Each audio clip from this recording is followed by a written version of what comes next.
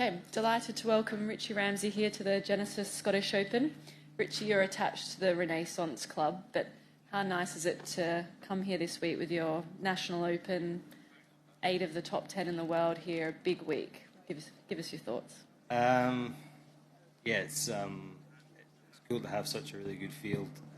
Obviously, biased about Renaissance being a member here, and East Lothian in general. Like, I really love it here and sort of showcases Scotland. But I think the big thing for me is like it gives people the chance to see the best players in the world from everywhere and play in one tournament here and see them like close up, because obviously you see a lot of guys on TV all the time, but when you see them close up, it's a game changer. I had that when I was a little kid. I remember going in 1990, going to Gleneagles, Dunhills, seeing the best players in the world play. It's pretty cool, and it's one of those things that I think can hook kids onto the game, and it does make a difference. I don't want to roll out the grow the game line, but I do think that having stars that you can relate to and you can see and you can watch hit shots, I think that does have an impact on getting folk involved in the game and enhances coverage and everything.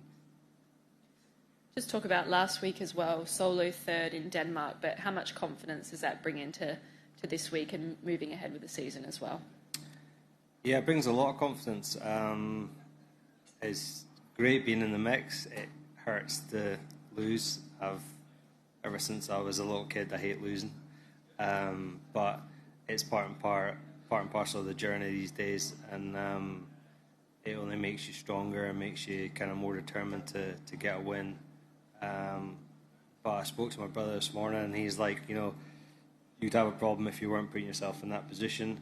And although he doesn't play too much golf anymore, he's kind of one of my role models. So when he said that, I took it on board a little bit more and realised that, the problem is not that I hit a bad shot at the wrong time. The problem would be if I wasn't putting myself in that position. But I was there taking a shot at it, and you kind of shoot for the stars, and I'll hit one of those stars again sooner or later.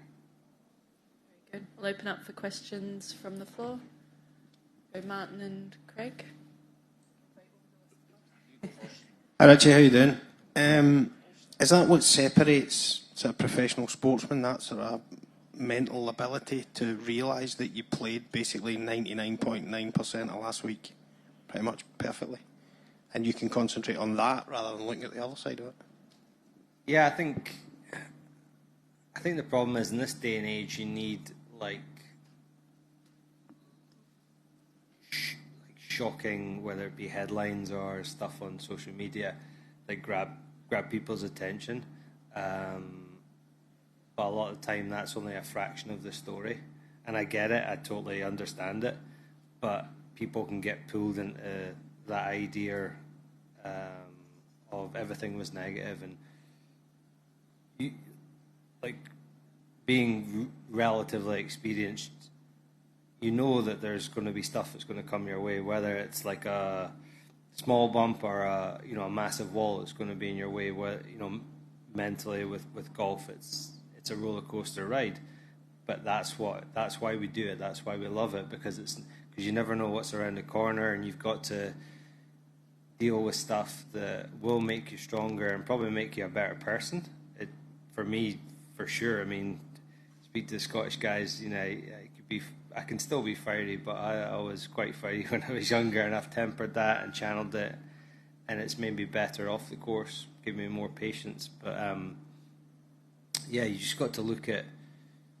If you tell yourself you look at the positives all the time, it's funny how it comes round. You will feel positive about it, but if you just say negative stuff all the time, negative self-talk will slowly but surely creep into the way you think and the way you look at stuff. So. I was annoyed I didn't win, but for me, I didn't do anything wrong. The shot I hit at the Belfry was because I was indecisive. I didn't make a clear decision. and that's on me. That's not on anybody else, and that's why it hurt a lot more. But this one, I was like, look, my viewpoint was, you're going to have to hit a great shot down the stretch to win a tournament. There's an opportunity here. If you don't take it, you're going to regret it. And I don't regret taking it, because if I pulled it off, I feel that I could have left myself in a good position, whether to get up and down or two-putt, and then you win the tournament. Being 60 and grey and old and thinking, why didn't I take it on and made in Denmark? That would eat at me for a long time.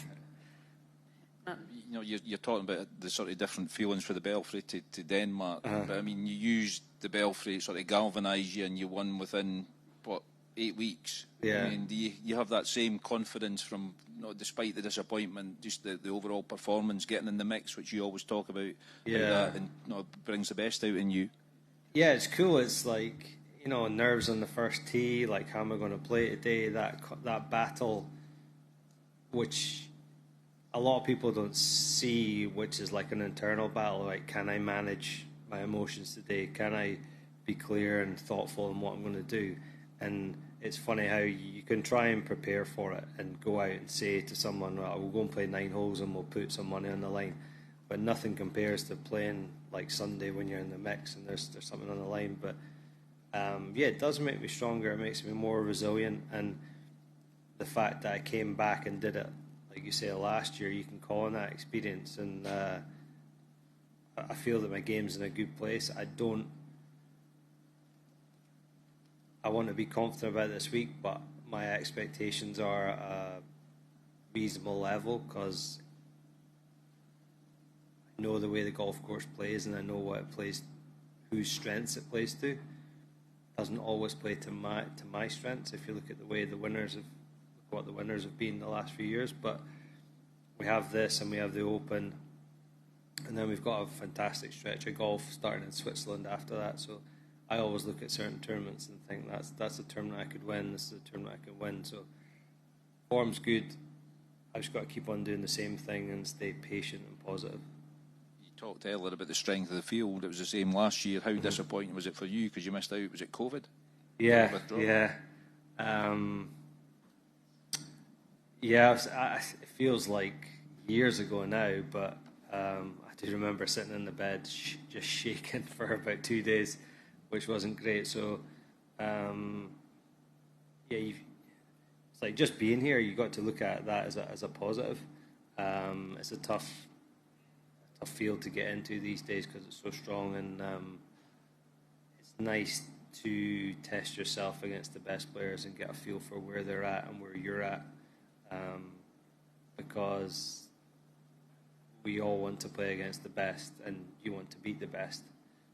Like I say, I'm not a good loser, and I'll just be trying to do that this week. But the one person you can't beat is yourself. You've got to, and I've learned that over a number of years. Louise? Okay, Richie, you've got a twinkle in your eye, which makes me think, you're almost like a new boy on tour. How have you still got it? I look for different stuff to motivate me. I don't think I've been out here for long enough, but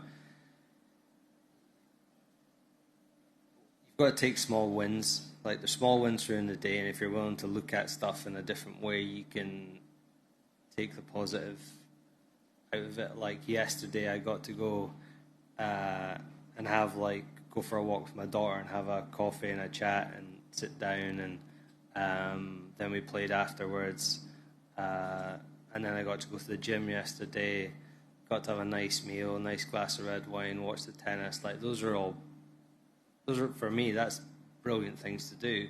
And it's like it's very, very small, but you're always looking at, like, trying to take the positives out of your day.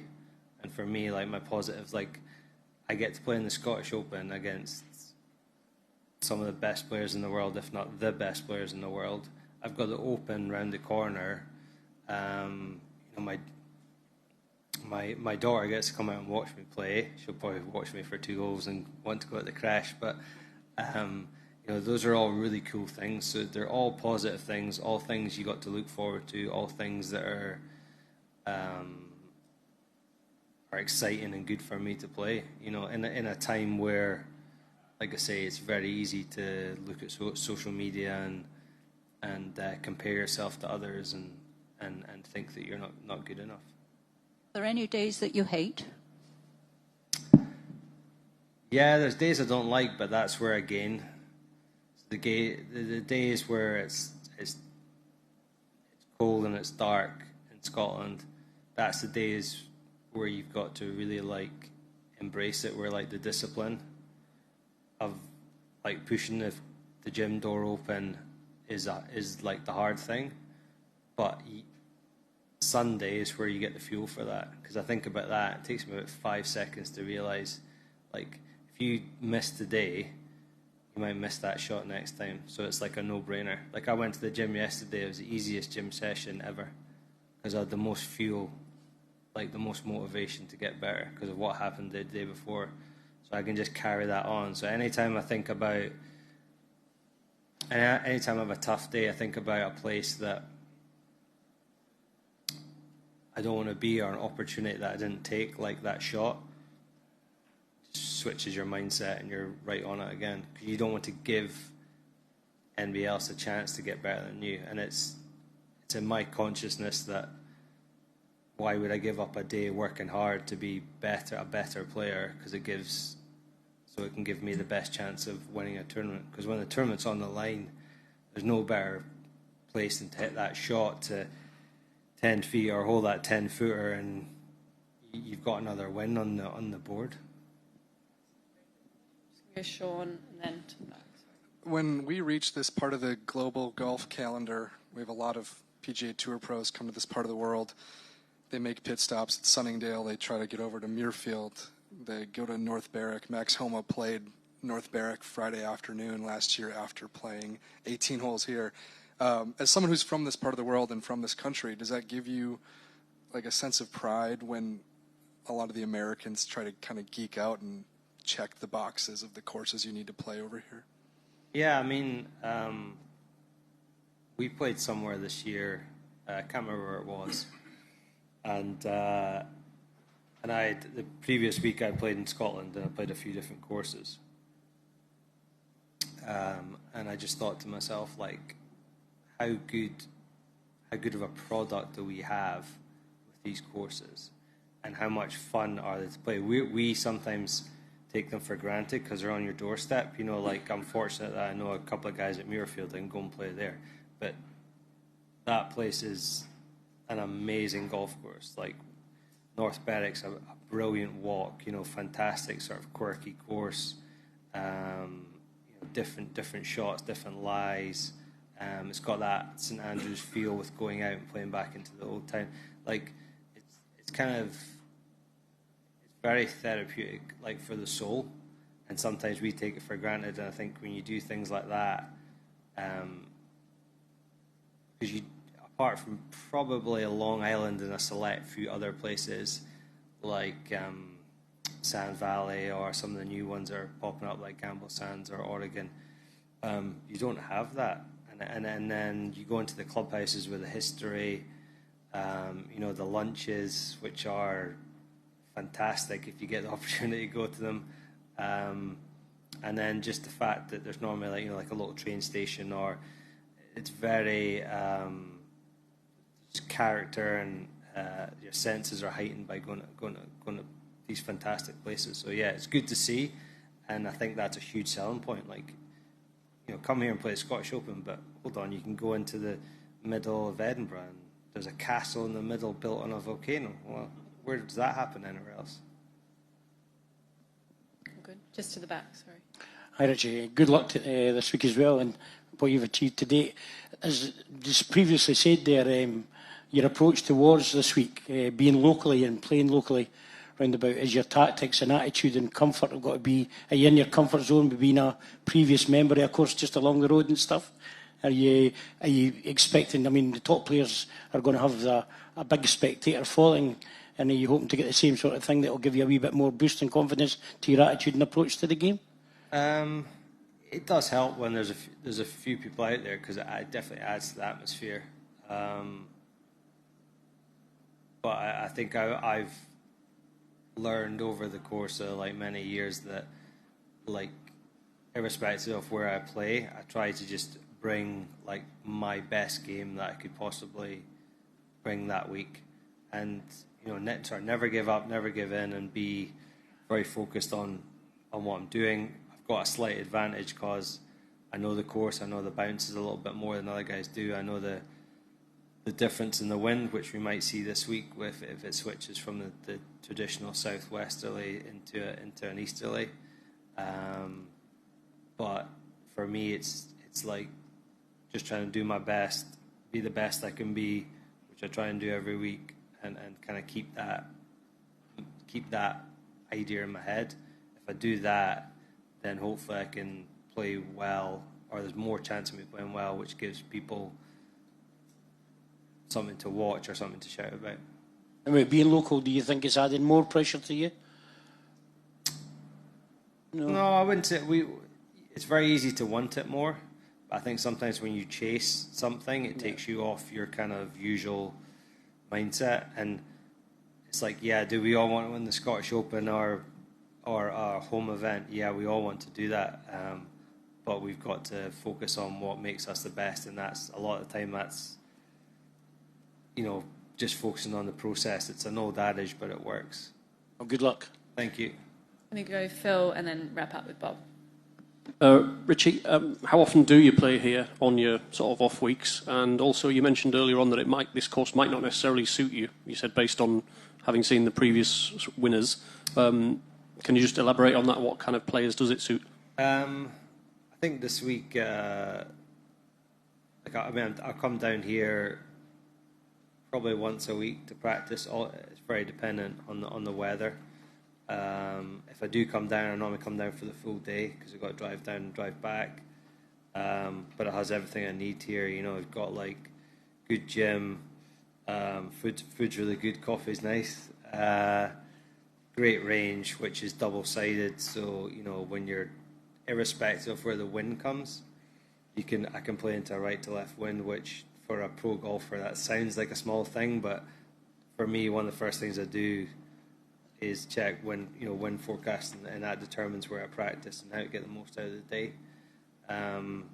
Jerry's been very good that he always takes care of us really well, and I've got some good friends down here to play games. With regards to the way the course plays, if you look at some of the data golf stats, like it doesn't always, like if you send it here, it can make a difference. Like if you move it, shift it off the tee, you can take reasonable amount of strategy out of it. That's not my game. But on the flip side of that, if you hit the fairway, you can get the roll so distant. I can get it, but I can't fly over bunkers. And what you'll see a lot of that next week. Next week is a very symmetrical test, defense-wise off the tee. This week is different. It's going to be more on the sides. But if you can fly at certain distances, you can take some of that strategy out of it. And I just think there's the best players in the world these days generally hit it quite far off the tee, and can be a big advantage around here, particularly if the wind blows in certain directions with regards to hitting shorter irons and being able to control it, getting the spin on the second shots into the greens. Bob. It's been more than a month now since the big announcement concerning the tours and the PIF. Have you had a chance to discuss with your colleagues what this might actually mean for the DP World Tour? Any sense as to how this might play out? Yeah, discuss it on an hourly basis.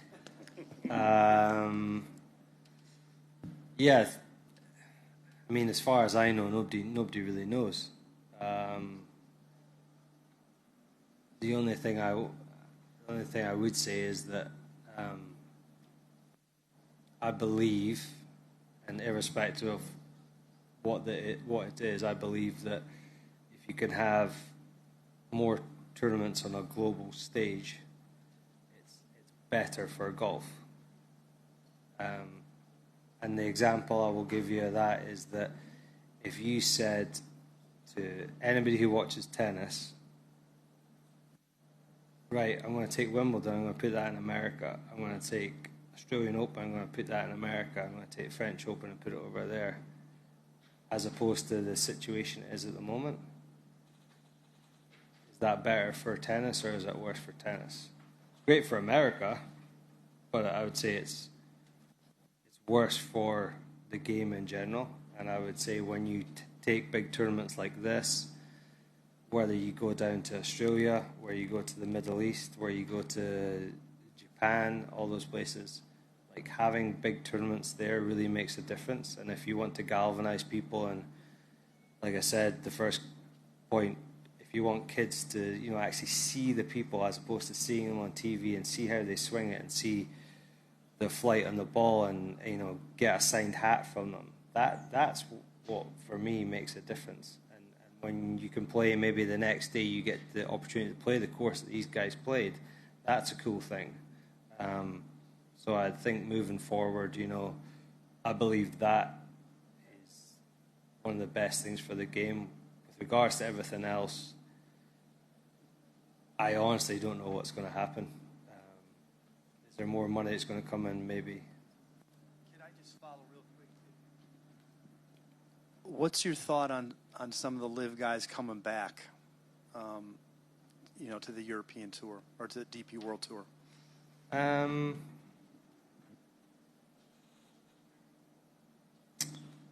It's under certain. I think it would be just under the conditions, whatever conditions they want to come back. Because obviously, a lot of people were told, like, if you go, you're not going to be gone. And I still speak to the guys that play in there. I'm fine with it. Like if I was offered, sums that you've seen in the papers, and I was older, would I take it? Maybe. That's their decision. Everybody's got a different decision. You've got to respect that.